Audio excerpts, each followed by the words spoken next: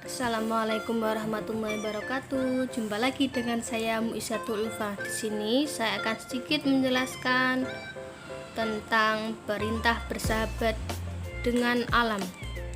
Berikut penjelasannya.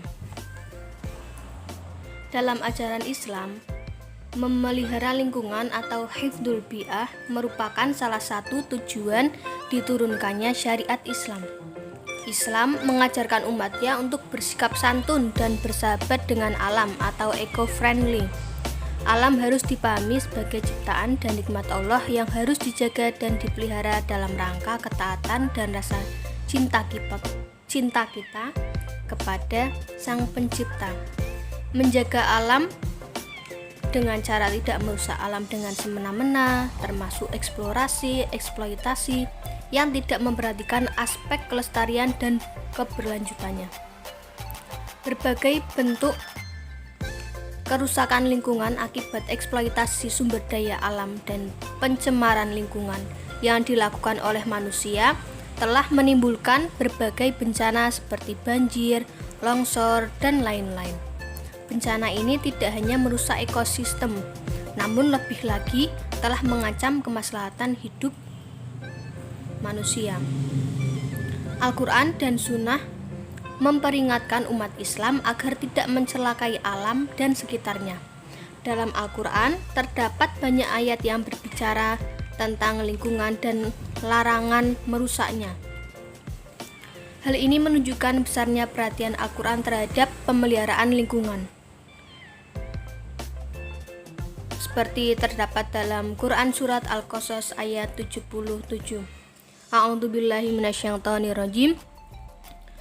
Wabtaghi fima atakallahu ad-daral akhirah wa la tansa nasibaka minad dunya wa ahsin kama ahsanallahu ilaika wa la tabghil fasada fil ardi innallaha la yuhibbul mufsidin.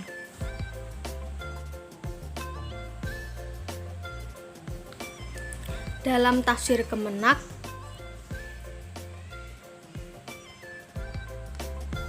pada ayat ini Allah menerangkan 4 macam nasihat dan petunjuk yang ditujukan kepada Qarun. Orang yang mengamalkan nasihat dan petunjuk itu akan memperoleh kesejahteraan di dunia dan di akhirat. Yang pertama, orang yang dianugerahi oleh Allah kekayaan yang berlimpah ruah dan nikmat yang banyak, hendaklah ia memanfaatkan di jalan Allah, patuh dan taat pada perintahnya, serta mendekatkan diri kepadanya untuk memperoleh pahala sebanyak-banyaknya di dunia dan di akhirat. Yang kedua, setiap orang dipersilahkan untuk tidak meninggalkan sama sekali kesenangan dunia, baik berupa makanan, minuman, pakaian, serta kesenangan lainnya, sepanjang tidak bertentangan dengan ajaran yang telah digariskan oleh Allah. Yang ketiga, setiap orang harus berbuat baik sebagaimana Allah berbuat baik kepadanya. Misalnya, membantu orang-orang yang memerlukan, menyambung tali silaturahmi, dan sebagainya. Kemudian yang keempat, setiap orang dilarang berbuat kerusakan di atas bumi karena Allah tidak menyukai orang-orang yang berbuat kerusakan. Seperti dalam Quran Surat Ar-Rum ayat 41 yang berbunyi, A'udzubillahi minasyaitonirrajim, Dhaharal fasada fil barri wal bahri bima kasabat aydin nasi liyudhiqahum ba'dalladzi amilu la'allahum yarji'un. Menurut Johan Effendi, surat ini dimulai dengan sebuah kabar duka tentang kekalahan Romawi dari Persia, namun segera diikuti kabar gembira bahwa beberapa tahun sesudahnya Romawi akan mengalahkan Persia. Kaum muslimin tidak perlu hanyut dalam kesedihan karena kekalahan kerajaan Romawi, pemeluk agama yang juga berasal dari milah Ibrahim. Sebuah berita yang tidak sekedar ramalan, akan tetapi lebih dari itu, sesuatu janji kepada Nabi Muhammad SAW dan kaum muslimin bahwa dakwah Islam yang dibawa Nabi pasti akan berhasil. Kemenangan kebenaran atas kebatilan adalah sunatullah sebagaimana diperlihatkan dalam sejarah manusia. Di sini Berkali-kali Al-Quran menekankan agar kaum muslimin belajar dari umat-umat terdahulu yang mengalami kepunahan, betapapun mereka kuat secara lahiriah.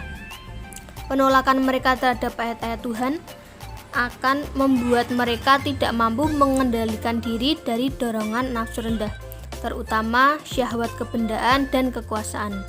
Muncullah kerusakan di darat dan di laut akibat keserakahan dan pengurasan alam yang diamanatkan Tuhan untuk dipelihara, dilestarikan, dan dimakmurkan. Mereka yang menolak pesan-pesan Tuhan akan dimintai pertanggungjawaban olehnya. Seperti mereka yang berbuat baik akan menerima ganjaran darinya. Berkaitan dengan mereka yang keras hati menolak risalah Nabi, Tuhan menasihati Nabi Muhammad SAW untuk bersabar. Sebab bagaimanapun pertarungan antara kebenaran dan kebatilan menyebabkan manusia terbagi menjadi dua bagian, golongan kaum beriman yang melakukan amal kebajikan dan kaum pembangkang yang menolak ayat-ayat Tuhan dan tidak percaya akan kedatangan hari akhir.